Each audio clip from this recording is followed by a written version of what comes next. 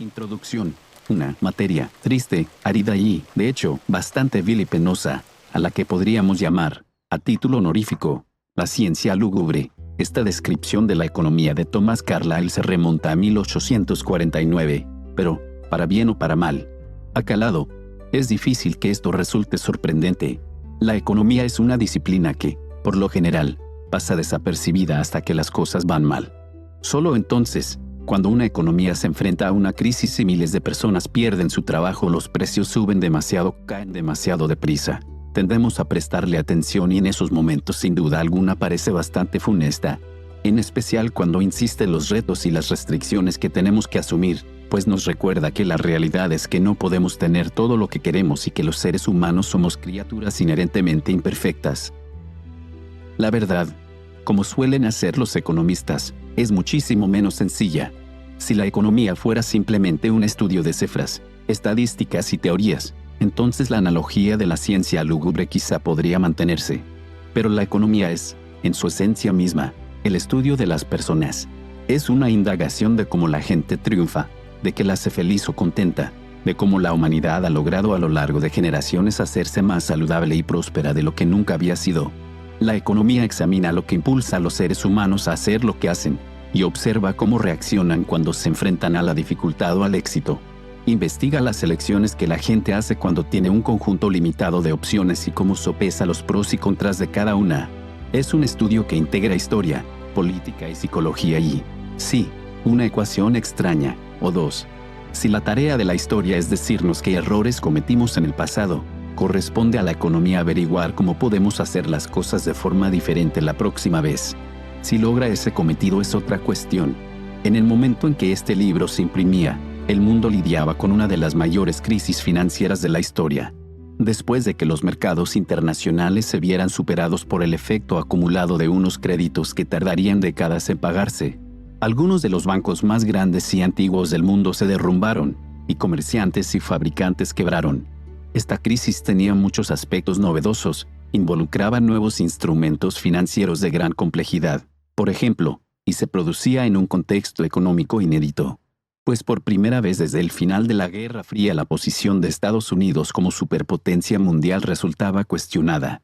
Sin embargo, en el fondo era muy similar a muchas de las crisis del pasado. Si podemos cometer los mismos errores una y otra vez, se quejaba la gente, ¿qué sentido tiene la economía? La respuesta es muy sencilla. El conocimiento que hemos adquirido a lo largo de los siglos sobre la mejor forma de manejar nuestras economías nos ha hecho más ricos, más saludables y más longevos de lo que nuestros antepasados podían imaginar. Esto no es en absoluto gratuito. Basta mirar a los países del África subsahariana y de ciertas partes de Asia, donde las personas siguen viviendo en las mismas condiciones en que lo hacían los europeos en la Edad Media, para comprobar que nuestra prosperidad no está en absoluto garantizada. Lo cierto, sin embargo, es que es extremadamente frágil, pese a lo cual, como ocurre siempre con las cuestiones económicas, damos estos logros por sentados y tendemos a centrarnos en el aspecto lúgubre de las cosas. Así es la naturaleza humana. Muchos libros de economía intentan disipar esas ilusiones. No obstante, esa es una labor algo desesperada y, para ser sincero, muy alejada de mi estilo. El objetivo de este libro es sencillamente explicar cómo funciona la economía. El secreto oculto de la economía es que en realidad no es para nada complicada. ¿Por qué debería serlo? Es el estudio de la humanidad, y como tal sus ideas son con frecuencia poco más que sentido común. Por otro lado, este libro no ha sido escrito para ser leído como una exposición continua.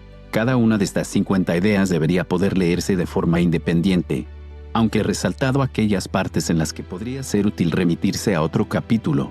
Lo que espero es que para cuando haya leído la mayor parte de los capítulos, sea capaz de pensar un poco más como lo hacen los economistas, planteando preguntas inquisitivas acerca de por qué actuamos como lo hacemos, rechazando la sabiduría convencional, entendiendo que incluso las cosas más sencillas de la vida son más complejas de lo que parecen, y, debido a ello, también más hermosas. Esta introducción es un ejemplo práctico.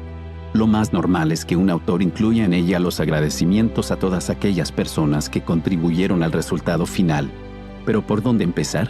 ¿Debo empezar por agradecer a los propietarios de los bosques donde se talaron los árboles empleados para hacer el papel en el que está impreso?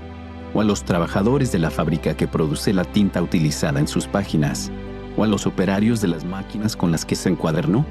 Como tantas cosas en este mundo interconectado en el que vivimos, millones de personas desempeñaron algún papel en la creación de este libro, desde los editores e impresores del producto que tiene en sus manos, hasta las empresas de transporte que lo trasladaron hasta la librería en donde lo adquirió. En particular, este libro es producto de las miles de conversaciones que he tenido en los últimos años con economistas, profesores, expertos en finanzas, empresarios y políticos, y de la excelente literatura económica disponible en las estanterías de las librerías y, más excitante aún, en Internet. Muchas de las ideas aquí expuestas son un eco de las de un gran número de economistas prominentes y no tan prominentes, demasiados para mencionarlos a todos. Sin embargo, he de agradecer también a Judith Shipman de la editorial Kirkus por permitirme formar parte de esta excelente colección, a mis correctores de estilo, Nick Fawcett y Ian Crofton, a Vicky y Mark Artwaite por haberme proporcionado un lugar para escribirlo, a David Litterick, Harry Briggs y Olivia Hunt por sus comentarios y observaciones, y a mi madre y al resto de mi familia por su apoyo,